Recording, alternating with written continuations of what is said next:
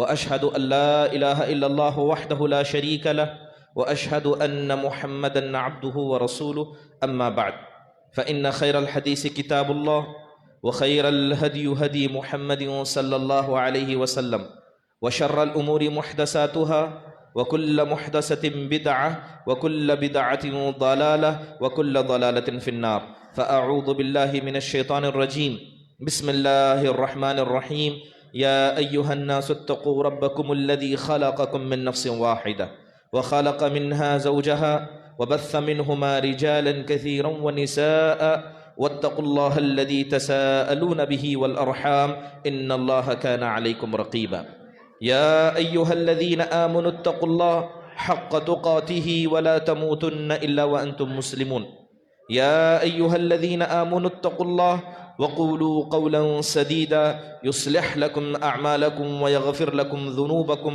ومن يطع الله ورسوله فقد فاز فوزا عظيما وقال الله سبحانه وتعالى وَلَنَبْلُوَنَّكُمْ بِشَيْءٍ مِّنَ الْخَوْفِ وَالْجُوعِ وَنَقْصٍ مِّنَ الْأَمْوَالِ وَالْأَنفُسِ وَالثَّمَرَاتِ وَبَشِّرِ الصَّابِرِينَ الَّذِينَ إِذَا أَصَابَتْهُم مُّصِيبَةٌ قَالُوا إِنَّا لِلَّهِ وَإِنَّا إِلَيْهِ رَاجِعُونَ أُولَٰئِكَ عَلَيْهِمْ صَلَوَاتٌ مِّن رَّبِّهِمْ وَرَحْمَةٌ وَأُولَٰئِكَ هُمُ الْمُهْتَدُونَ۔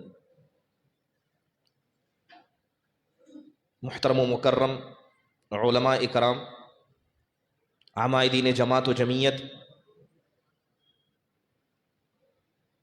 نوجوانان ملت، خواتین اسلام، الحمدللہ اللہ کے فضل و کرم سے ایک دینی اجتماع میں ہم سب اکٹھا ہیں، اور یہ بات ہم سب جانتے ہیں کہ ہر مجلس کا ایک ادب ہوتا ہے، اور یہ دینی مجلسیں اس ادب کا تقاضا کرتی ہیں جہاں پر اللہ اس کے رسول کی باتیں کی جائیں تو خاموشی کا مظاہرہ کرے۔ اللہ تعالیٰ سے دعا ہے کہ جن نیک مقاصد کی خاطر اس پروگرام کو طے کیا گیا ہے، اللہ اس سب میں ہم کو ساتھ دینے کی توفیق نصیب فرمائے، آمین۔ محترم حاضرین و حاضرات، جیسے کہ عنوان کا اعلان کیا گیا کہ آج مسلمان پریشان کیوں ہیں، اس کے اسباب کیا ہیں اور اس کا علاج کیا ہے۔ یہ عنوان کافی وسیع ہے اور میں اپنے آپ کو اس لائق نہیں سمجھتا، نہ علمی اعتبار سے اور نہ کسی اور اعتبار سے کہ اس عنوان پر گفتگو کروں، لیکن مکلف کیا گیا تو کچھ چیدہ باتیں آپ کے سامنے رکھنے کی کوشش کروں گا۔ میں نے آیت کریمہ پڑھی، اللہ سبحانہ و تعالیٰ اس کے اندر ارشاد فرماتے ہیں کہ ہم ضرور بالضرور تمہیں آزمائیں گے، خوف کے ذریعے، بھوک کے ذریعے، اور اسی طرح تمہارے مالوں میں کمی کر کے، تم میں سے بعض کی جانوں کو لے کر، تمہارے پھلوں میں کمی کر کے۔ یہ ساری باتیں کہنے کے بعد اللہ کہتا ہے وَبَشِّرِ الصَّابِرِينَ، ان ساری مصیبتوں کو جھیلنے کے بعد جو لوگ صبر کرتے ہیں آپ ان کو بشارت دیجیے، خوشخبری سنائیے۔ الَّذِينَ إِذَا أَصَابَتْهُم مُّصِيبَةٌ، یہ خوشخبری پانے والے کون ہیں؟ اللہ کہتا ہے کہ جب کوئی بھی مصیبت ذکر کی گئی مصیبتوں میں سے ہو یا اس کے علاوہ بھی کوئی مصیبت ہو، جب بھی کسی انسان کو مصیبت آ لگتی ہے اور وہ کہتا ہے انا للہ و انا الیہ راجعون، کہ اے اللہ ہم تیرے ہیں، تو نے پیدا کیا، تو ہی ہمارا خالق، تو ہی ہمارا مالک، تو ہی ہمارا مدبر متصرف، یعنی تو ہی ہمارا رب ہے اور ہمیں پلٹ کر تیرے ہی پاس آنا ہے۔ اللہ کہتا ہے کہ ایسے لوگوں پر رب کی جانب سے رحمتیں ہوتی ہیں اور ایسے ہی لوگ ہدایت پانے والے ہیں۔ محترم حاضرین، بات اگر پریشانیوں کی کریں کہ آخرکار مسلمان پریشان کیوں ہیں، تو عمومی طور پر چند اسباب ہیں جن سبب کی وجہ سے مسلمان پریشان ہیں۔ سب سے پہلی چیز اگر اسباب کا ذکر کیا جائے تو پہلی چیز جو ذہن میں یا قرآن و حدیث کے اندر نظر آتی ہے وہ یہ ہے کہ یہ دنیا ہی آزمانی کی جگہ ہے۔ اللہ نے ہمیں پیدا ہی اس لیے کیا ہے تاکہ ہم یہاں پر آزمائے جائیں۔ آزمانا مصیبت سے بھی ہوتا ہے اور آزمانا نعمتیں دے کر بھی ہوتا ہے۔ تو پہلی بات یہ سمجھنے کی ہے کہ جو بھی مصیبتیں ہمیں آ پہنچتی ہیں، لاحق ہو جاتی ہیں، اس میں سے پہلی وجہ یہ کہ یہ اللہ تبارک و تعالیٰ کی سنت ہے۔ آپ آیت پر غور کریں کہ اللہ نے تاکید کے ساتھ کہا کہ وَلَنَبْلُوَنَّكُمْ، کہ ہم ضرور بالضرور تمہیں آزمائیں گے۔ تو گویا نہ کوئی جماعت ہے، نہ کوئی جمعیت ہے، نہ انفرادی طور پر کوئی شخص ہے، چاہے وہ کتنا اللہ والا ہو یا کتنا گنہگار کیوں نہ ہو، یہ اللہ کا قانون ہے، یہ اس کی سنت ہے کہ اللہ ضرور آزمائے گا۔ اسی لیے اب جب اللہ تبارک و تعالی ہمیں آزماتا ہے اور یہ اللہ کا قانون ہے، تو ہمارا فرض یہ بنتا ہے کہ ہم اس کو قبول کریں۔ اور مومن وہ ہوتا ہے جو یہ مان لیتا ہے کہ جو بھی مصیبتیں مجھ پر آئی ہیں اس مصیبت کی وجہ کیا ہے کہ اللہ نے مجھے اسی کے خاطر پیدا کیا، یہ اللہ کا قانون ہے۔ اسی لیے حدیثوں کے اندر اس طرح کی مصیبتوں کو اللہ کی سنت سمجھنا اور اللہ کو بطور رب ہوتے ہوئے ماننے کو بھی ایمان کا درجہ قرار دیا گیا۔ گویا آپ اگر یہ سمجھیں کہ مصیبت آئی اس لیے ہے کیونکہ اللہ نے چاہا ہے، اور اللہ مصیبتیں ڈالتا ہے کیونکہ یہ اللہ کی سنت ہے، تو یہ بھی ایمان کا حصہ ہے۔ اس لیے بڑی مشہور حدیث ہے، اس حدیث کے اندر اللہ کے نبی علیہ الصلوۃ والسلام نے ایک دعا کا ذکر کیا۔ اس دعا کے اندر انسان کہتا ہے کہ اے اللہ، اس کائنات کے اندر میری زندگی میں یا میرے زندگی کے مرحلے میں جتنی بھی چیزیں ہوتی ہیں ان سب پر تیرا فیصلہ چلتا ہے۔ اگر میں خوش ہوں تو یہ تیرا فیصلہ ہے، اگر مجھے پریشانی لاحق ہے تو یہ بھی کس کا فیصلہ ہے؟ یہ بھی اللہ سبحانہ و تعالیٰ کا فیصلہ ہے۔ بلکہ اللہ تبارک و تعالیٰ یہ بات ایسے لوگوں کے بارے میں کہتا ہے جن کو اللہ نے دنیا میں جنت کی بشارت عطا کی تھی۔ اللہ کہتا ہے وَلَنَبْلُوَنَّكُمْ، کہ ہم بھی تم کو ضرور آزمائیں گے، تم کو ضرور بھی آزمائیں گے، حَتَّى نَعْلَمُ الْمُجَاهِدِينَ مِنْكُمْ وَالصَّابِرِينَ، تاکہ ہمیں پتہ چل جائے کہ کون اللہ کی راہ میں محنت کرنے والا، اللہ کی راہ میں لڑنے والا اور اللہ کی راہ میں صبر کرنے والا ہے۔ اور یہ بات آپ بھی جانتے ہیں کہ اللہ نے جب ہم کو پیدا کیا ہے تو یہ زندگی آزمائش کی جگہ ہے۔ الذی خلق الموت والحیات لیبلوکم ایکم احسن عملا۔ محترم حاضرین، اب مومن کا کردار کیا ہو؟ مصیبت آنے پر جب اسے پتا ہے کہ مصیبت یہ اللہ کی سنت ہے، اللہ آزمائے گا، تو ایسے وقت میں مومن کے دو کردار ہو سکتے۔ ایک کردار جس میں وہ فائدے ہی فائدے میں ہے، دوسرا کردار جس میں وہ گھاٹے اور نقصان میں ہے۔ مثال کے طور پر جب کسی انسان کو مصیبت آ جائے اور وہ واویلا مچائے، وہ اپنا سینہ پیٹے، وہ شکایتیں کرنے لگ جائے کہ یہ مصیبت مجھ پر کیوں آئی، کیا ہم مسلمان ہی ملے تھے، کیا ہم اتنے ذلیل ہیں، کیا ہم اتنے رسوا ہیں۔ ایک تو مصیبت آنے پر اس نے صبر نہیں کیا اور دوسرا جزا فضا کیا، تو ایسا انسان ہر اعتبار سے نقصان میں۔ اس کے مقابلے میں ایک ایسا انسان جب اس پر مصیبت آئی تو اس نے صبر کے دامن کو پکڑ لیا، صبر کے دامن کو پکڑا اور کہا کہ انا للہ و انا الیہ راجعون، جو مصیبت آئی ہے یہ اللہ کی سنت تھی، تو ایسا انسان ہر اعتبار سے فائدے۔ ایک تو مصیبت آنے کے بعد اس مصیبت کی وجہ سے اسے اجر دیا جائے گا، اور دوسرا جو اس نے صبر کیا اس صبر کا بھی اسے اجر دیا جائے گا۔ اسی کا ذکر اللہ ذکر کرتے ہوئے کہتا ہے انما یوفی الصابرون اجرہم بغیر حساب۔ اللہ نے تو یہاں ذکر کیا کہ مصیبت کا ثواب الگ ہے، صبر کرنے کا ثواب الگ ہے، لیکن جب یہ دونوں چیزیں مل جاتی ہیں تو اس کے صبر کا کوئی حساب ہی نہیں ہے، اس کے صبر کا کوئی حساب نہیں۔ اللہ کہتا ہے کہ جو صبر کرنے والے ہیں ہم انہیں بے حساب اجر دیتے ہیں جس کا کوئی حساب نہیں ہوتا ہے۔ یہی وجہ ہے کہ ایک مسلمان کو جب بھی مصیبت آنے پر اللہ تعالیٰ کی جو تقدیر جو اللہ نے ہمارے لکھی ہے اس پر راضی ہو جانا چاہیے۔ حضرت ام سلمہ رضی اللہ عنہا کی روایت بڑی مشہور ہے، کہتی ہیں کہ اللہ کے نبی علیہ الصلوۃ والسلام نے کہا تھا ما من مسلم یصیبہ مصیبت فیقول بامر اللہ، کہ جب بھی کسی انسان کو مصیبت پہنچتی ہے تو یہ اللہ کے فیصلے کی وجہ سے ہوتی ہے، اور جب انسان کو مصیبت آ جاتی ہے اور وہ انا للہ و انا الیہ راجعون کہتا ہے اور کہتا ہے اللہم اجرنی فی مصیبتی وخلف لی خیرا منہا، کہ اللہ جو مصیبت مجھ پر لاحق ہے اس پر تو کیا ہے مجھے ثواب عطا کر، اور اس سے بہتر چیز کیا ہے تو مجھے عطا کر۔ اگر کوئی آدمی یہ کہتا ہے یقیناً اللہ تبارک و تعالیٰ کے نزدیک اللہ کے وعدے کے اعتبار سے وہ ثواب کا حقدار بن جاتا ہے۔ محترم حاضرین، اسی لیے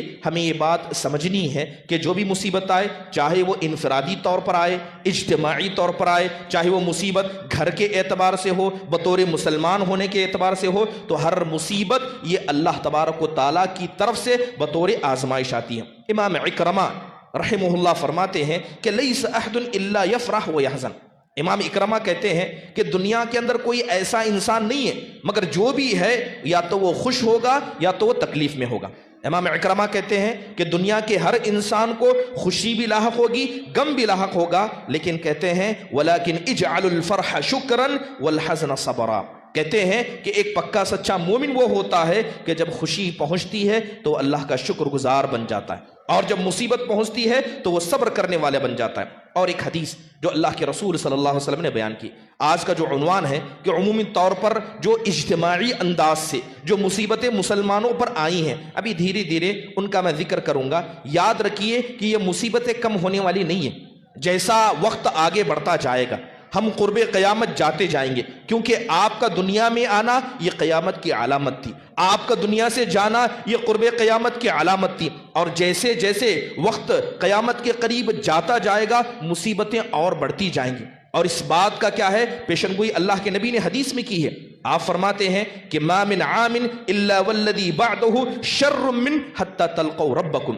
کہتے ہیں اللہ کے رسول کہ جس مصیبت میں اب ہم ہیں، ہمارے آنے والے اس سے زیادہ مصیبتوں کو دیکھیں گے، اس سے زیادہ پریشانیوں کو دیکھیں گے، یہاں تک کہ تمہاری ملاقات تمہارے رب سے نہ ہو جائے، تم دنیا سے چلے نہ جاؤ۔ تو یہ بات مان لیجئے کہ جو مصیبتیں ابھی ہیں، چاہے وہ حکومت کے اعتبار سے ہو، چاہے وہ کسی بھی اعتبار سے ہو، تو ہر مصیبت آگے جا کر اس کا لیول بڑھنے والا ہے، لہذا ایک مومن کو اس کے لیے تیار ہونا چاہیے۔ محترم حاضرین، دور حاضر میں آخرکار کون سی ایسی مصیبتیں ہیں جو مسلمان پر آ کر پڑی ہیں؟ سب سے پہلے یہ ہے کہ مسلمانوں کو بدنام کرنے کے لیے ہر ہتھ کنڈا اپنایا جا رہا ہے، اور کوئی بات آپ سے چھکی اور ڈھپی نہیں ہے۔ ہم جانتے ہیں کہ یہ ٹوپی پہننے والے، یہ داڑھی رکھنے والے، ایک وقت تھا جب امریکہ کے یہاں ایک حادثہ ہو گیا تو پوری دنیا کے اندر کہا گیا کہ یہ ٹوپی اور داڑھی والے دہشت گرد ہیں۔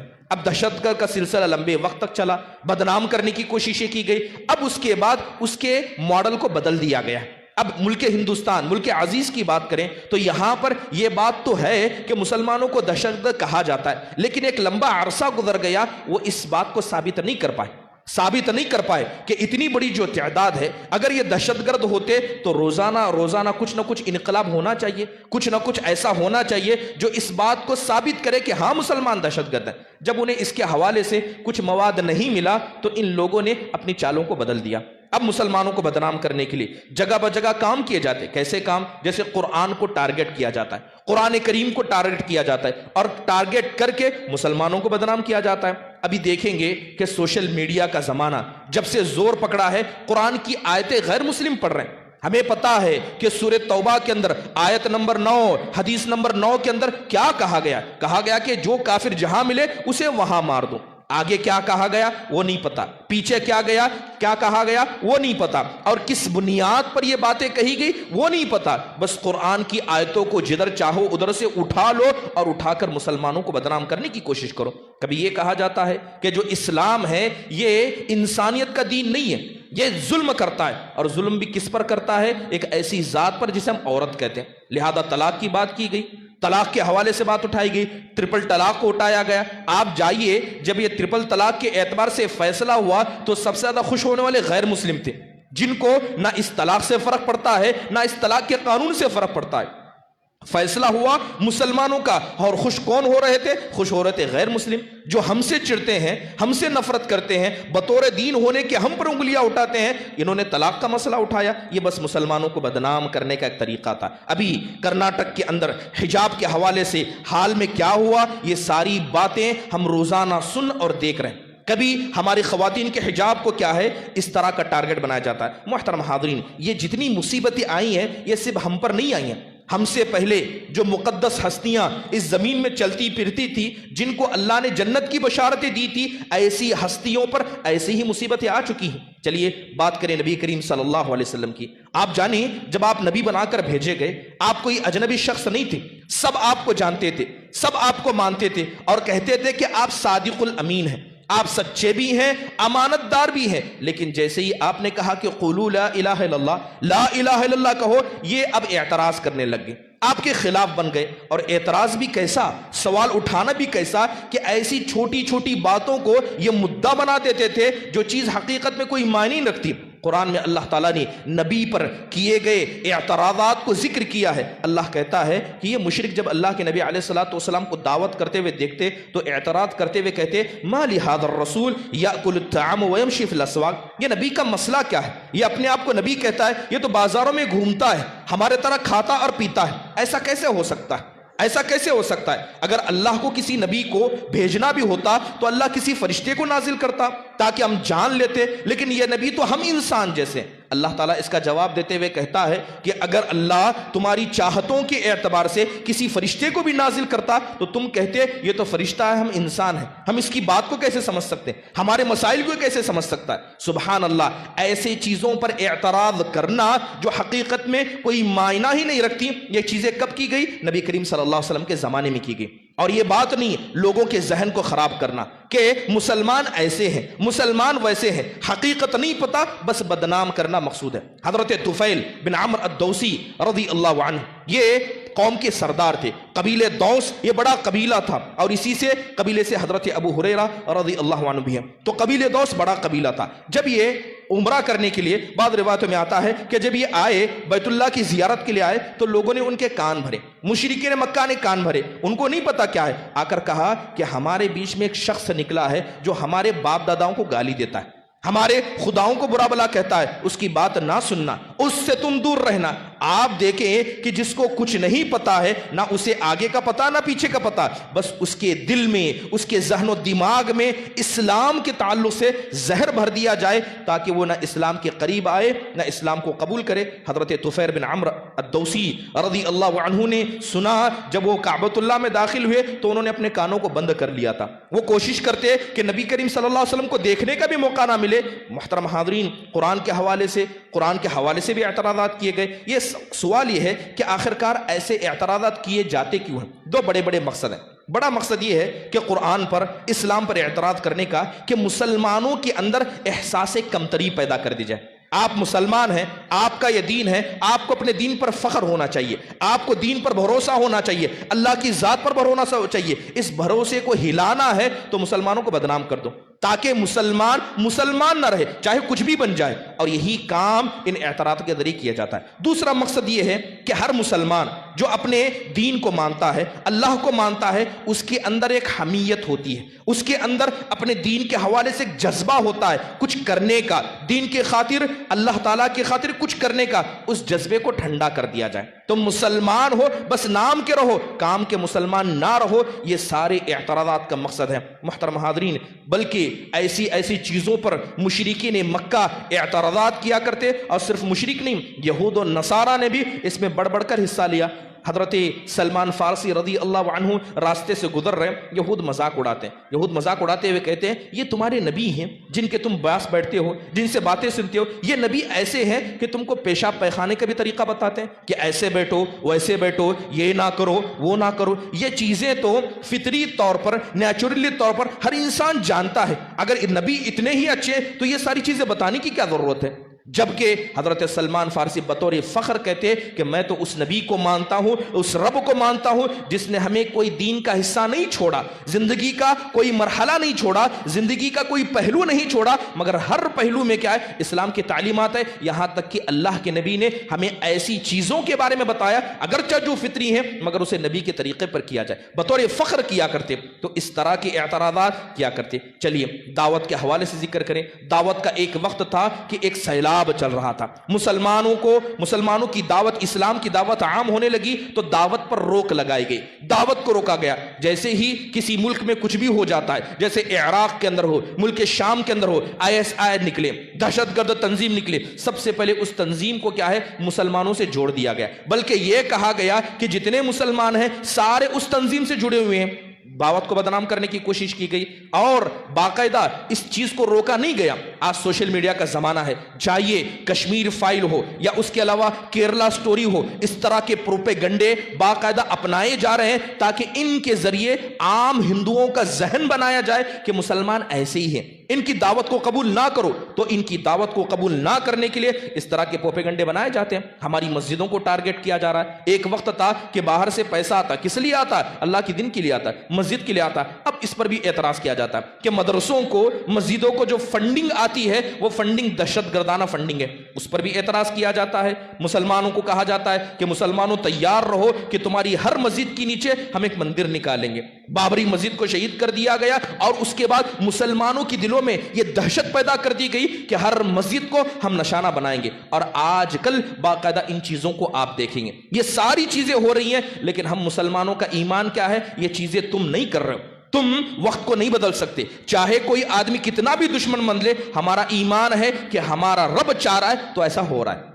ہمارا رب چاہ رہا ہے، اللہ کا قانون ہے کہ اللہ آزمائے گا. اللہ نے ہم سے اچھوں کو آزمایا تو ہم ان کے مقابلے میں نہیں ہیں، ہم ان کے برابر بھی نہیں ہیں، ہم کو تو آزمائش ہوگی. محترم حاضرین، یہی وجہ ہے کہ جب اللہ کے نبی علیہ الصلوۃ والسلام مدینہ پہنچ گئے، جب آپ مدینہ پہنچے اور مسلمانوں کی ایک حکومت بن گئی، اللہ کے نبی علیہ الصلوۃ والسلام طاقت اور پاور میں آ گئے، تو اللہ تعالیٰ نے نبی کو وہ دن یاد دلائے. مدینہ میں آپ موجود ہیں، اللہ نے دن یاد دلائے اور کہا کہ اے نبی صلی اللہ علیہ وسلم اس دن کو یاد کیجئے جب آپ مکہ میں تھے، آپ چلتے پھرتے تھے تو آپ کو، آپ کے ساتھیوں کو ڈر لاحق ہوتا کہ کوئی آئے اور آپ کو اچک کر نہ لے جائے. ایسا خوف کا وقت تھا، مگر تم نے صبر کیا، اللہ تعالیٰ کے دین پر ایمان رکھا تو اللہ نے ان حالتوں کو بدل دیا. اللہ کہتا ہے کہ وَاذْكُرُوا إِذْ أَنْتُمْ قَلِيلٌ مُسْتَضْعَفُونَ فِي الْأَرْضِ تَخَافُونَ أَنْ يَتَخَطَّفَكُمُ النَّاسُ فَآوَاكُمْ وَأَيَّدَكُمْ بِنَصْرِهِ وَرَزَقَكُمْ مِنَ الطَّيِّبَاتِ لَعَلَّكُمْ تَشْكُرُونَ. اللہ کہتا ہے اس وقت کو یاد کرو جب زمین کے اندر تم کمزور تھے، مکہ میں تھے، کمزور تھے، تمہیں ڈر تھا کہ لوگ تمہیں اچک لے جائیں، اٹھا لے جائیں. تو ایسے وقت میں کیا ہے؟ اللہ نے تم کو سہارا دیا، اللہ نے تمہاری مدد کی اور اللہ نے تمہیں پاک رزق دیا تاکہ تم کیا؟ اللہ تبارک و تعالیٰ کے شکر گزار بندے بن سکو. محترم حاضرین، جب مکہ میں آپ علیہ الصلوۃ والسلام تھے، کچھ صحابہ اکرام ایمان لے کر آتے تو ایک صحابی آئے، آ کر اللہ کے نبی علیہ الصلوۃ والسلام سے کہتے ہیں اے اللہ کے نبی میں مسلمان ہو چکا ہوں، اے اللہ کے نبی میں اعلان کر دوں. آپ نے منع فرمایا اور کہا کہ کیا ہماری حالتیں نہیں دیکھتے کہ ہم کس حالت میں ہیں، صحابہ کس حالت میں؟ اللہ کے نبی نے ان کو ایمان چھپانے کا حکم دیا. محترم حاضرین، یہ جتنی بھی مصیبتیں آئی ہیں، یہ مصیبتیں صرف انسانوں پر نہیں، بلکہ یوں کہیں کہ صرف عام انسانوں پر نہیں، بلکہ جو مقدس ہستیاں ہیں اس روئے زمین کی، اللہ کے سب سے زیادہ فرما بردار انبیاء علیہ الصلوۃ والسلام، ان کو بھی یہ سب جھیلنا پڑا ہے. انہیں کہا جاتا ہے کہ اگر تمہیں اسلام چاہیے، دین پر عمل کرنا ہے تو یہ ہندوستان تمہارے لیے نہیں ہے، یہ ملک تمہارے لیے نہیں ہے، جاؤ اس ملک کو چھوڑ کر چلے جاؤ. لہذا حکم دیا جاتا تھا نبیوں کو کہ اگر دعوت پھیلانی ہے تو اس ملک کو چھوڑ کر چلے جاؤ. مگر انبیاء علیہ الصلوۃ والسلام نہ گھبرائے نہ ڈرے، بلکہ انہوں نے دعوت کے کام کو برابر جاری رکھا. محترم حاضرین، اب یہاں پر بہت ساری باتیں سمجھنے کی ہیں کہ جس طرح کے نشانات مسلمانوں کے حوالے سے ہو رہے ہیں، آپ دیکھیں کہ مسلمانوں کے اندر احساس کمتری پیدا کرنا اور نوجوانوں کے حوالے سے، سوشل میڈیا کے حوالے سے مسلمانوں کے دلوں میں ڈر کو پیدا کرنا تاکہ وہ کسی میدان میں آگے نہ بڑھ سکے، زمین پر چلے تو گھبرا کر چلیں. اور اسی طرح ہمارے نوجوانوں کے اندر کیا ہے؟ مختلف قسم کی گمراہیوں کو پیدا کرنا، چاہے وہ گمراہی نشے کے اعتبار سے ہو، چاہے وہ گمراہی کیا ہے؟ فکر کے اعتبار سے ہو. اللہ معاف فرمائے، آج جو جماعت اپنے آپ کو حق پر کہتی ہے، جائیے ہمارے نوجوانوں کا حال دیکھیے، کس گمراہی اور کس فکر کی گمراہی میں لگے ہوئے. کتنے ایسے لوگ جو پنج وقتہ نمازی ہیں، روزے دار ہیں، ایسے نوجوانوں کو اللہ معاف فرمائے ایسی گمراہ فکروں نے لپیٹ کر لے لیا ہے. آج دیکھیں کہ آپ کی کرناٹک میں دیکھیں کہ کئی ایسی تنظیمیں بنی جن تنظیموں نے کہا کہ مسلمانوں پر ظلم ہو رہا ہے، ہمیں کھڑا ہونا ہے. انہیں اپنی ذات پر، اپنی طاقت پر زیادہ بھروسہ ہے اللہ کی ذات سے. وہ صبر نہیں کرتے، وہ اللہ کی آزمائش کو نہیں سمجھتے، کہتے ہیں کہ ہمیں لڑنا ہے، ہمیں لڑنا ہے. تکلیف ہوتی ہے کسی ایک ایسے انسان کو جو دنیا کے کسی اور خطے میں ہے، اس کی لڑائی کے لیے وہ تیاری یہاں کرتے ہیں. محترم حاضرین، یہ ایک ایسی فکر ہے، ایک ایسی سوچ ہے جو اسلام کی حقیقت سے بالکل ٹکراتی ہے. اسلام نے کبھی بھی ایسی طاقت کی زور آزمائی کرنے کا حکم نہیں دیا، بلکہ اسلام تو کہتا ہے کہ جب مسلمانوں پر مصیبت آئے سب سے پہلے اللہ تعالیٰ کی طرف رجوع کرو، اللہ تعالیٰ کی طرف پلٹو. مگر جب انسان اللہ کو چھوڑ کر دنیا کے سہاروں پر بھروسہ کرے، اپنی طاقت پر، اپنی اتحاد پر بھروسہ کرے، تو بتائیے کیا ایسی قوم کبھی کامیاب ہو سکتی ہے؟ کبھی ایسی قوم کامیاب نہیں ہو سکتی. یہ تو پہلی وجہ تھی کہ اللہ تبارک و تعالیٰ کی سنت ہے. دوسری بڑی وجہ جو زمین کے اندر گناہوں کی وجہ سے کہیں یا یوں کہیں کہ انسان کے بڑھتے گناہ، یہ مصیبت کی بڑی وجہ ہے. پہلی وجہ اللہ کی سنت ہے، دوسری وجہ جب جب انسان گناہ کرتے ہیں، گناہوں میں ملوث ہو جاتے ہیں، چاہے انفرادی طور پر کہیں یا اجتماعی طور پر کہیں، تو اللہ تعالیٰ ایسی مصیبتوں سے آزماتا ہے، اللہ ایسی مصیبتیں بھیجتا ہے،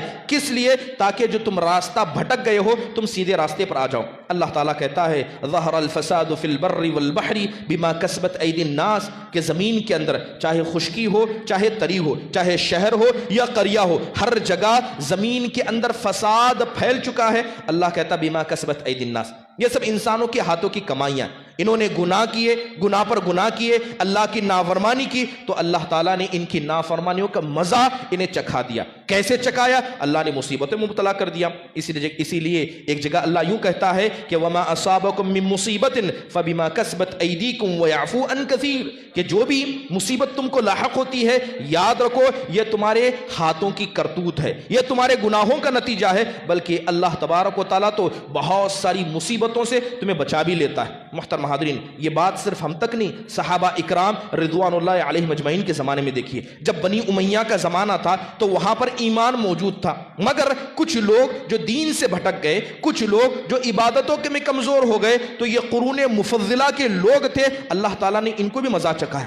قرون مفضلہ کے لوگ، بنی امیہ کا زمانہ تھا، آپ نے سنا ہے کہ عبد الملک بن مروان کے زمانے میں ایک شخص تھا جسے حجاج بن یوسف کہا جاتا تھا، بڑا ظالم تھا، بڑا ظالم تھا، اس نے کئی صحابہ کو قتل کیا، مدینہ میں گھس کر صحابہ ان کے بچوں کو مار ڈالا، مکہ میں آیا، مکہ میں آنے کے بعد اس نے کیا کیا، مکہ کے اندر کیا ہے اس کی حرمت کو پامال کیا، یہ ساری چیزیں ہوئیں، یہ مسلمانوں پر کوئی ایسی مصیبت تھی، جبکہ وہ کون تھے؟ وہ قرون مفضلہ تھے، اس میں سے تابعین تھے، صحابہ زندہ تھے، ایسے لوگ جب آئے مسلمانوں پر ظلم کیا گیا تو اس وقت کے جو بڑے بڑے علماء تھے ان کا کیا کہنا تھا؟ امام حسن بصری فرماتے ہیں کہ ما جاء الحجاج الا بذنوبنا، کہتے ہیں کہ یاد رکھو آج صحابہ کو مارا جا رہا ہے، تابعین کو قتل کیا جا رہا ہے، مکہ مدینہ کی حرمت کو پامال کیا جا رہا ہے، یہ سارے ہمارے گناہوں کی وجہ سے، یہ حجاج جو ہم پر مسلط ہوا ہے یہ کچھ نہیں، یہ ہمارے گناہوں کا نتیجہ ہے۔ یہ تصور جب نہیں پیدا ہوگا، جب تک انسان کے اندر یہ مصیبت، یہ تصور نہیں پیدا ہوتا کہ ہاں گناہوں کی وجہ سے اللہ قوموں کو بھی آزماتا ہے، تب تک انسان اللہ تبارک و تعالیٰ کی طرف رجوع نہیں کرتا۔ آج جیسے ہی بی جے پی کی بات آتی ہے، کانگریس کی بات آتی ہے، تو لوگوں میں ایک عجیب سا نظریہ بنا ہوا، نظریہ یہ ہے کہ کانگریس حکومت آئے گی تو ہماری حالتیں صحیح ہوں گی، جب تک بی جے پی ہے ہماری حالتیں ایسی ہی خراب رہیں گی۔ گویا لوگوں نے یہ کہا ہے کہ حالتوں کو بدلنا یہ سیاست دان کا ہاتھ ہے، یعنی کانگریس آئی تو حالت اچھی ہوگی، بی جے پی ہے تو حالت خراب ہوگی۔ یہ بات بھول جاتے ہیں کہ دلوں کو بدلنے والا، دنوں کو بدلنے والا یہ اللہ تعالیٰ ہے۔ تلک الایام نداولها بین الناس، اگر یہی گناہ رہے تو یاد رکھیے اللہ نے صحابہ تابعین کو مزہ چکھایا ہے تو ہم کس کھیت کی مولی ہیں؟ فرق نہیں پڑتا کہ کون سی حکومت ہے، فرق اس بات سے پڑتا ہے کہ کتنے آپ اللہ والے ہیں، کتنے آپ دنیا پرست ہیں۔ حکومتیں حالتوں کو نہیں بلکہ اللہ تعالیٰ حالتوں کو اور دنوں کو بدلتا ہے۔ محترم حاضرین، اب ہمارا مسئلہ یہ ہے کہ ہم حالت کا رونا زیادہ روتے ہیں۔ جائیے بڑے بڑے سٹوجوں پر دیکھیے، یہ کہا جاتا ہے کہ ہم مسلمان مظلوم ہیں، ہم مسلمان مقہور ہیں، ہمیں جینا ہے تو جینے کے لیے لڑنا ہوگا، جینے کے لیے ایسا کرنا ہوگا، جینے کے لیے ویسا کرنا ہوگا۔ بس ایک مرتبہ صحابہ کی زندگیوں کو پڑھیے اور دیکھیے کہ صحابہ کی زندگیاں کیسی تھی اور ہماری زندگیاں کیسی ہیں،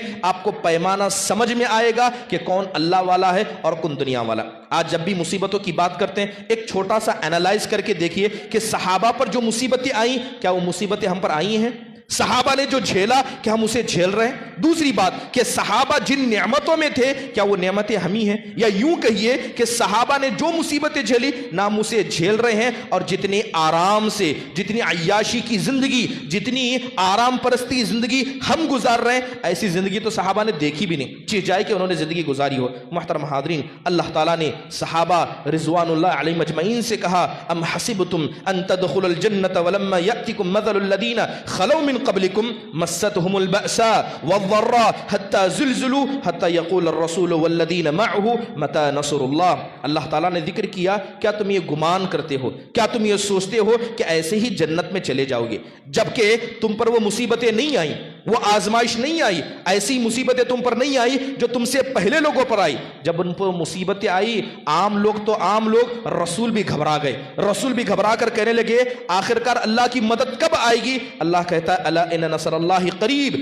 یاد رکھو، امید رکھو، اللہ کی ذات پر بھروسہ رکھو، اللہ تعالیٰ کی مدد ضرور آنے والی ہے۔ حضرت بڑی مشہور روایت ہے صحیح مسلم شریف کی کہ حضرت خباب بن ارت رضی اللہ عنہ اللہ کے نبی علیہ الصلوۃ والسلام کے پاس آئے، شکایت لے کر آئے۔ کیسی شکایت؟ کہا اللہ کے نبی علیہ الصلوۃ والسلام کیا آپ نہیں دیکھتے کہ ہمارے ساتھ کیا ہو رہا ہے؟ مکہ میں مارا جا رہا ہے اور ہمارے ساتھ ایسے ایسے ظلم ہو رہے ہیں۔ یہ خباب بن ارت رضی اللہ عنہ، ان کو دشمنوں نے پکڑا تھا، پکڑ کر کیا کیا کہ آگ جلائی، جو کوئلہ تھا، کوئلہ جب بالکل جلنے لگ گیا تو اس کوئلے پر لے جا کر ان کو لٹا دیا جاتا، اس کوئلے پر اس وقت تک رکھا جاتا جب تک کہ ان کے پیٹ سے چربی پگھل کر وہ کوئلہ بوجھ نہ جاتا۔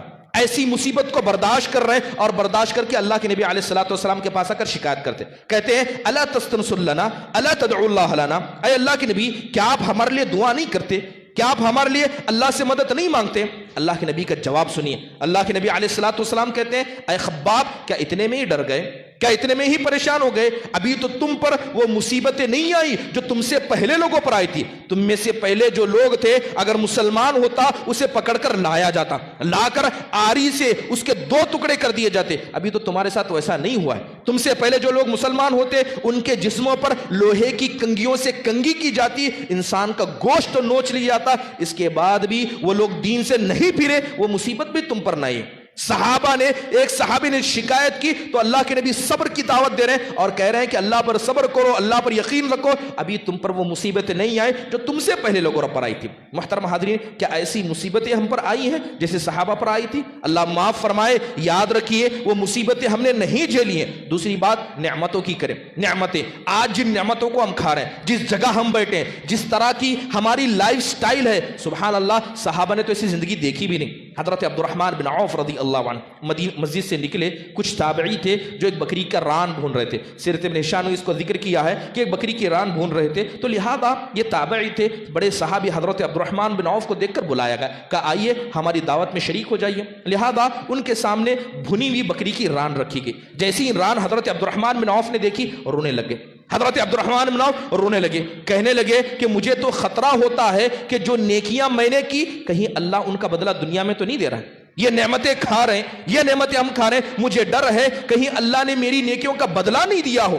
دنیا میں کہا کہ نعمتیں کھا رہے ہو، یہی تمہارا بدلہ ہے۔ یاد کرنے لگے اس صحابی کو، کسے؟ حضرت مصعب بن عمیر کو۔ اور حضرت مصعب بن عمیر رضی اللہ عنہ، حضرت عبد الرحمن عشر مبشرہ میں ہے، حضرت مصعب بن عمر عشر مبشرہ میں سے نہیں ہے، خود بڑے ہیں لیکن پھر بھی یاد کرنے لگے حضرت مصعب بن عمیر کو، کہنے لگے خدا کی قسم مجھ سے تو بہتر حضرت مصعب بن عمیر تھے، لیکن جب ان کا انتقال ہوا ان کے چہرہ غبار سے بھرا ہوا تھا، چہرے پر خون تھا اور دفنانے کے لیے کفن تک نصیب نہیں ہوا۔ جو کپڑا پہنا تھا کبھی سر پر ڈالا جاتا تو پیر کھل جاتے، پیر پر ڈالا جاتا سر کھل جاتے۔ ہم سے بہتر لوگ جب ایسی زندگی گزار کر چلے گئے ہیں لیکن اس کے بعد ہم کو ایسی نعمتیں مل رہی ہیں، اور سبحان اللہ مجھے تو ڈر ہے کہیں اللہ نے میری نیکیوں کا صلہ دنیا میں نہ دے دیا۔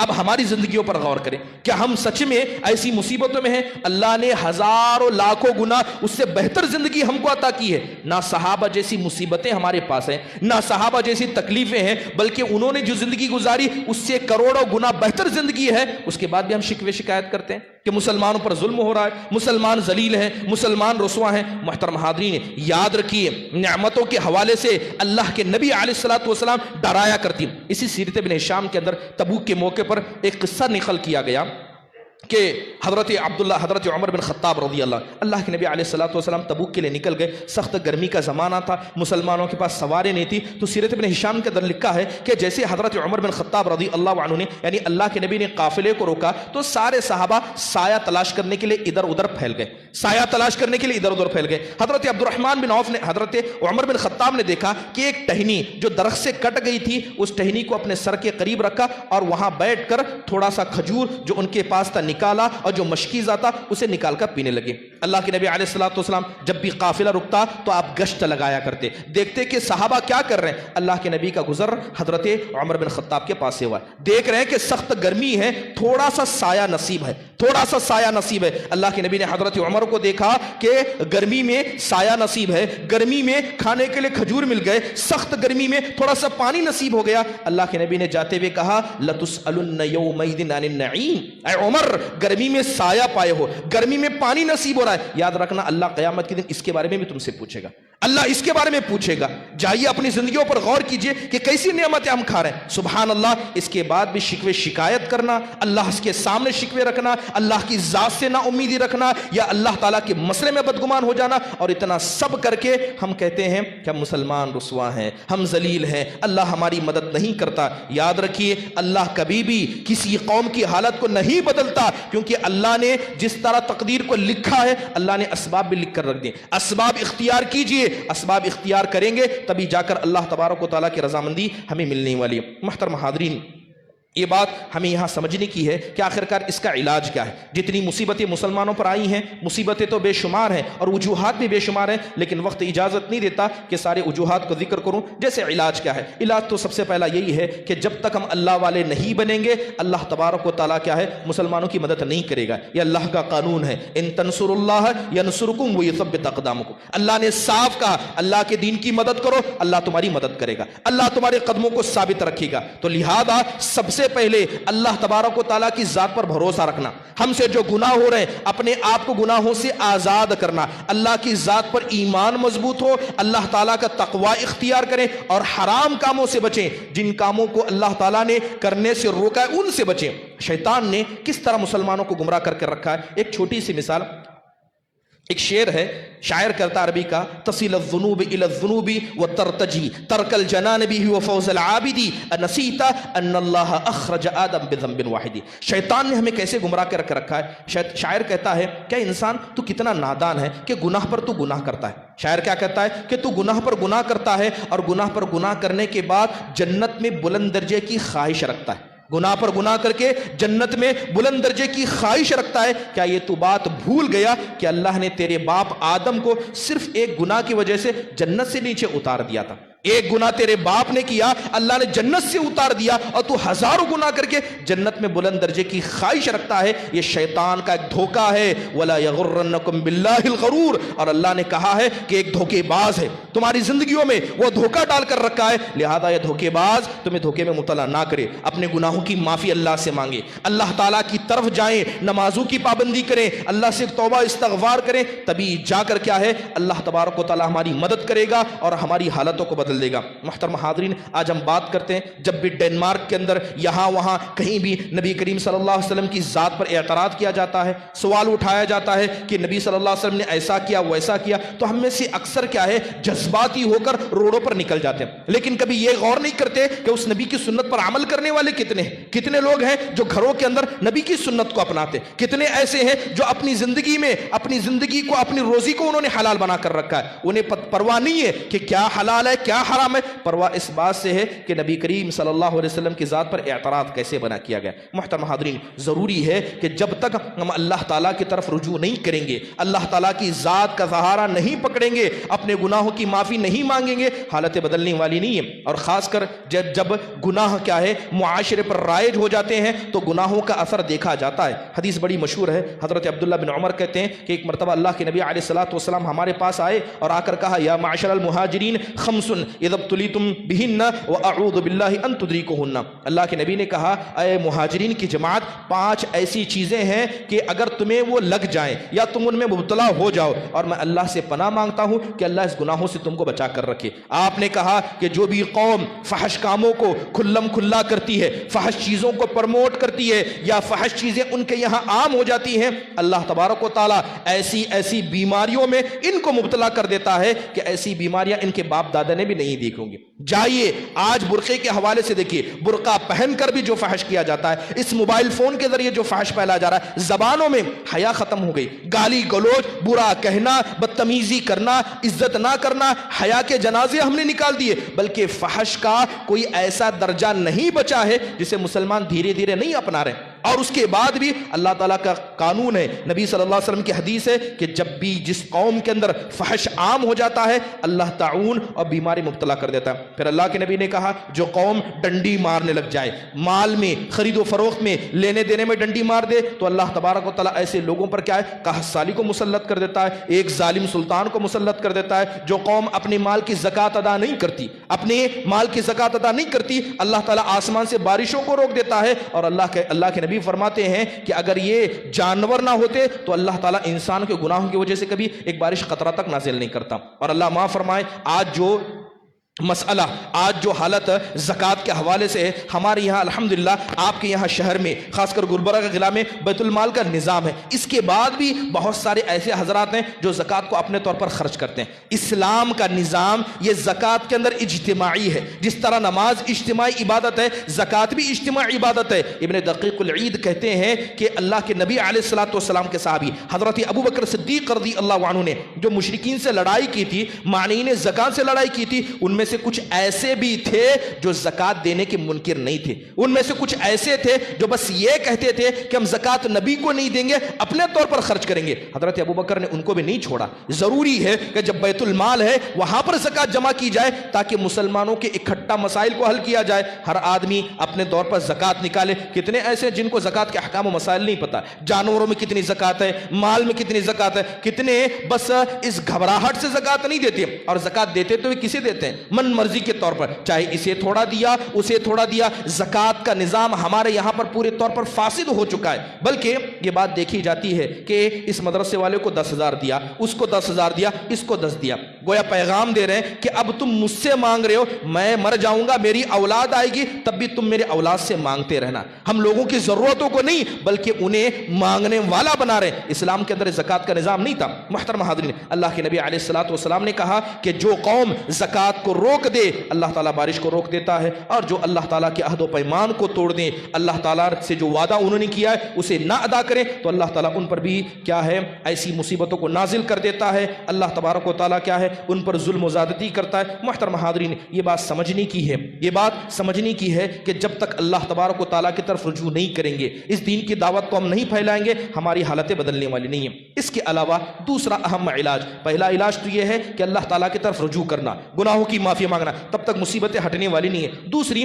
ہندوستان کے تناظر میں دیکھا جائے، جیسے کہ بہت سارے علماء نے اس حوالے سے مشورے دیے ہیں، انہی باتوں کو میں نقل کر رہا ہوں کہ ملی اتحاد یہ ہماری مصیبتوں سے بچنے کا ایک ذریعہ بن سکتا ہے کہ آپس میں متحد ہو جائیں، آپس میں سب مل جائیں، سارے مسلمان ملی اتحاد پیدا کریں۔ ملی اتحاد کی وجہ سے یہ مصیبتیں قدرے گراں ہم پر رک سکتی ہیں، لیکن ملی اتحاد کا مطلب یہ نہیں کہ جو آدمی ہماری ماں ام المؤمنین عائشہ رضی اللہ عنہ کو گالی دے اس کو ہم صف میں شامل کریں۔ اتحاد صرف عقیدے کی بنیاد پر ہو سکتا ہے، عقیدہ سب کا صحیح ہوگا وہی اتحاد اسلام کو منظور ہے۔ آپ اپنے راستے، ہم اپنے راستے، آپ کا مسلک اپنا، ہمارا مسلک اپنا، چلیے سب مل کر ایک طاقت بنتے ہیں۔ یہ اتحاد اللہ اس کے رسول کا نہیں ہے، ملی اتحاد صرف عقیدے کی بنیاد پر ہو سکتا ہے۔ ایک ہو جائیں تو بن سکتے ہیں خورشید و مبین، ورنہ ان بکھرے ہوئے تاروں سے کیا بات بنے۔ اس کے علاوہ اور ایک اہم علاج جو ہے، آج جانتے ہیں کہ بہت سارے غیر مسلم ہیں، بہت سارے غیر مسلم ہیں جو مسلمانوں کے تئیں نرم پہلو رکھتے ہیں، یا یوں کہیں کہ انصاف پسند غیر مسلم ہیں، انہیں پتا ہے کہ کیا صحیح ہے کیا غلط ہے۔ ایسے غیر مسلمانوں کو قریب کرنا، ایسے لوگوں سے مدد لینا، اور ایسے لوگوں کو کیا ہے اسلام کے حوالے سے صحیح تعلیمات پہنچا کر اسلام کو بدنام کرنے میں جو لوگ سازشیں رچ رہے ہیں ان کے خلاف ان کی مدد لینا یہ ضروری ہے۔ یہ کوئی نیا کام نہیں ہے، خود اللہ کے نبی علیہ الصلوۃ والسلام نے بھی کیا۔ کتنے ایسے غیر مسلم تھے جو انصاف پسند تھے، جو حقیقت پسند تھے، اللہ کے نبی نے ان سے سہارا لیا۔ یہ بات جانتے ہیں کہ جب دبس نبوت کا موقع تھا، آپ علیہ الصلوۃ والسلام مکہ والوں سے بیزار ہو گئے، آپ کو ستایا گیا، اس قدر ستایا گیا کہ آپ دعوت نہیں کر پا رہے۔ آپ علیہ الصلوۃ والسلام کو مکہ سے نکالا گیا، آپ مکہ چھوڑ کر نکل گئے، پہنچے کہاں؟ طائف گئے۔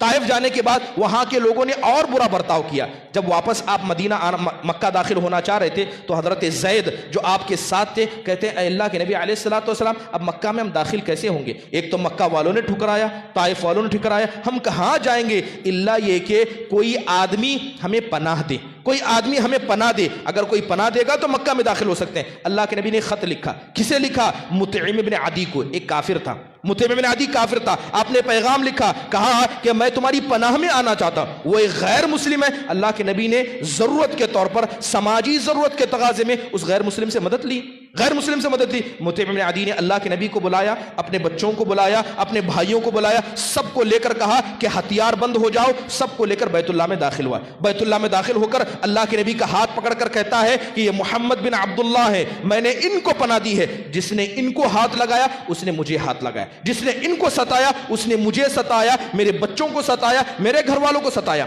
اللہ کے نبی نے ایک غیر مسلم کی پناہ لی، اس کا اتنا بڑا احسان تھا کہ وہ مر گیا، کفر میں مر گیا، مگر اللہ کے نبی نے اس کے احسان کو نہیں بھولا۔ جب غزوہ بدر ہوئی، مسلمانوں کی پہلی لڑائی ہوئی، 70 قیدی مشرکین کے پکڑے گئے، اللہ کے نبی نے اس وقت مطعم بن عدی کے احسان کو یاد کرتے ہوئے کہا کہ لو کان مطعم بن عدی حیا ثم کلمنی فی ہؤلاء لنتنا لترکتهم له۔ اللہ کے نبی کہتے ہیں کہ وہ مطعم بن عدی تھا، کافر تھا، مشرک تھا، جو تھا، مگر اس کا احسان ایسا تھا کہ آج اگر زندہ ہوتا اور ان گھٹیا لوگوں کے بارے میں مجھ سے بات کرتا، میں بغیر کسی عوض کے سب کو چھوڑ دیتا۔ آپ نے غیر مسلم کا سہارا لیا۔ اللہ کے نبی علیہ الصلوۃ والسلام جب مدینہ والے آپ کو بلانے کے لیے آئے تو اللہ کے نبی نے اپنے ایک بڑے کو بلایا۔ وہ کون؟ آپ کے چچا حضرت عباس بن عبد المطلب تھے۔ حضرت عباس مشرک ہیں، کافر ہیں، ابھی مسلمان نہیں ہوئے، اللہ کے نبی کے بڑے تھے، تو اللہ کے نبی نے ان کو بلایا اور بلا کر کہا کہ یہ لوگ مجھے بلا رہے ہیں، یہ لوگ مجھے مدینہ لینے چاہتے ہیں۔ اللہ کے نبی علیہ الصلوۃ والسلام سے آگے بڑھ کر حضرت عباس کہتے ہیں کہ یہ ہمارے خاندان کا بچہ ہے، ہم اپنی جان اور مال کو دے کر ان کی حفاظت کر رہے ہیں، کیا ایسی حفاظت تم ان کی کر پاؤ گے؟ اگر اتنی طاقت ہے، ضرورت ہے تب لے جانا، ورنہ خاموش رہنا۔ وہ ایک احسان تھا، آپ کے چچا تھے، مشرک تھے، تو ان کا ایک احسان تھا، اور یہی وجہ ہے کہ اللہ کے نبی نے ان کی بھی احسان کا بدلہ چکایا، کیونکہ جب بدر کے موقع پر 70 لوگ پکڑے گئے تھے تو اللہ کے نبی علیہ الصلوۃ والسلام نے اس میں حضرت عباس کو دیکھا تو آپ نے اپنا کرتا اتار کر ان کو دیا تھا۔ محترم حاضرین، کتنے ایسے غیر مسلم ہیں جن کا سہارا اللہ کے نبی نے سماجی ضرورت کے طور پر لیا ہے، اور یہی کام آج ہمیں بھی کرنا ہے۔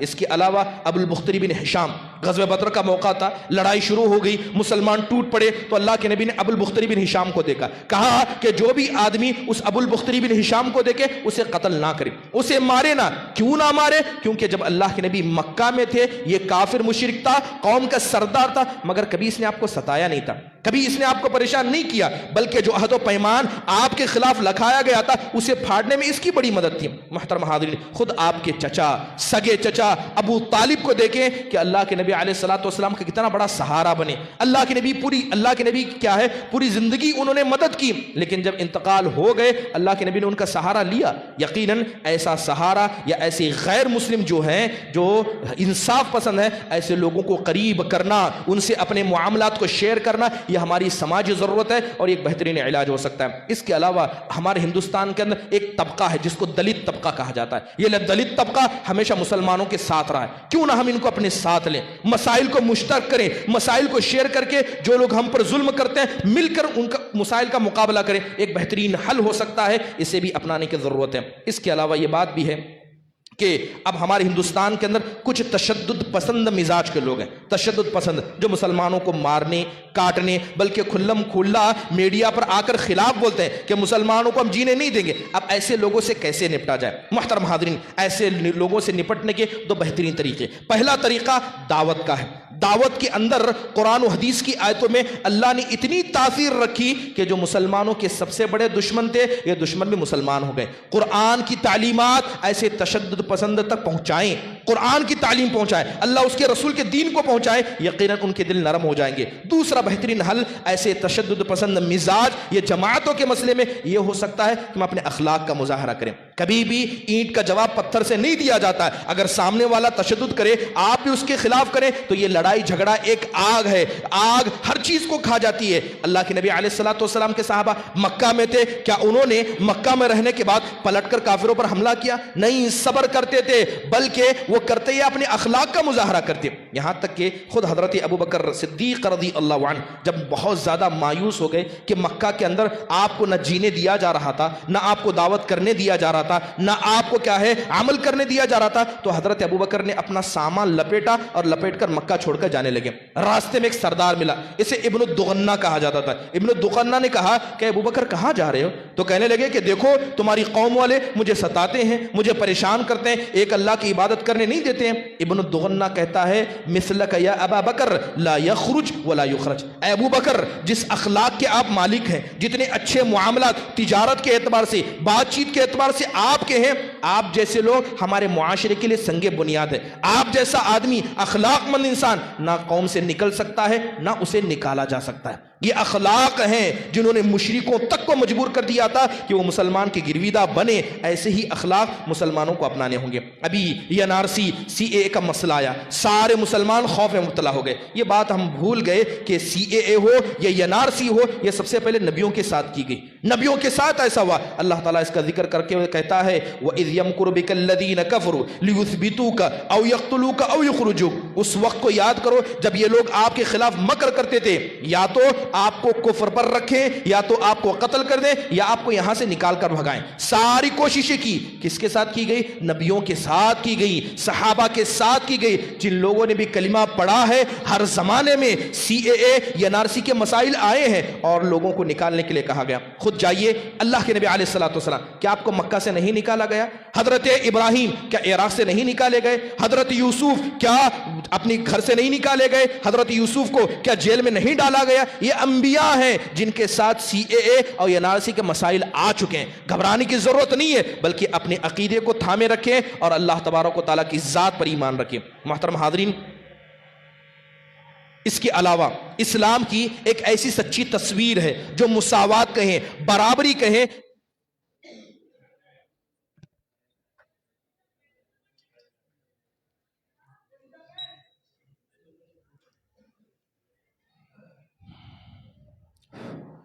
جی آواز آ رہی ہے؟ اسلام کی ایک ایسی سچی تصویر ہے، ایسی تصویر ہم غیر مسلمانوں کے سامنے کیوں نہیں پیش کرتے؟ انسان ہمیشہ ایکوالٹی کی بات کرتا ہے، چاہے امیر ہو یا غریب ہو۔ یہ دین کی ایسی تعلیمات ہیں جو ہر کسی کو لبھا سکتی ہیں، ایسی تعلیمات پیش کریں۔ محترم حاضرین، اسلام کیسا عدل و انصاف کو پسند کرتا ہے، اس کی سچی تصویر پیش کرے۔ حضرت مغیرہ بن شعبہ کی بڑی مشہور حدیث ہے کہ حضرت مغیرہ جب مسلمان ہونا چاہ رہے تھے تو ان کے کچھ کافر ساتھی تھے۔ حضرت مغیرہ نے کیا کیا؟ سارے اپنے کافر ساتھیوں کو قتل کر دیا اور ان کا سامان اٹھا کر سیدھے اللہ کے نبی علیہ السلام کے پاس آئے اور آ کر کہتے ہیں اے اللہ کے نبی علیہ السلام، میں مسلمان ہونا چاہتا ہوں، میں مسلمان ہونا چاہتا ہوں، اور یہ تھوڑا سا سامان ہے جو میں نے اپنے کافر دوستوں کو مار کر ان سے لیا ہے۔ تو اللہ کے نبی علیہ السلام نے کیا کہا؟ اللہ کے نبی کہتے ہیں اما الاسلام قبلنا واما المال فانه مال غدر وخیانہ۔ اللہ کے نبی کہتے ہیں جہاں تک تم مسلمان ہونا چاہتے ہو، آپ کے اسلام کو ہم قبول کرتے ہیں، آپ کو مسلمان مان لیتے ہیں، لیکن جو مال تم نے اپنے ساتھیوں کو قتل کر کے لیا ہے،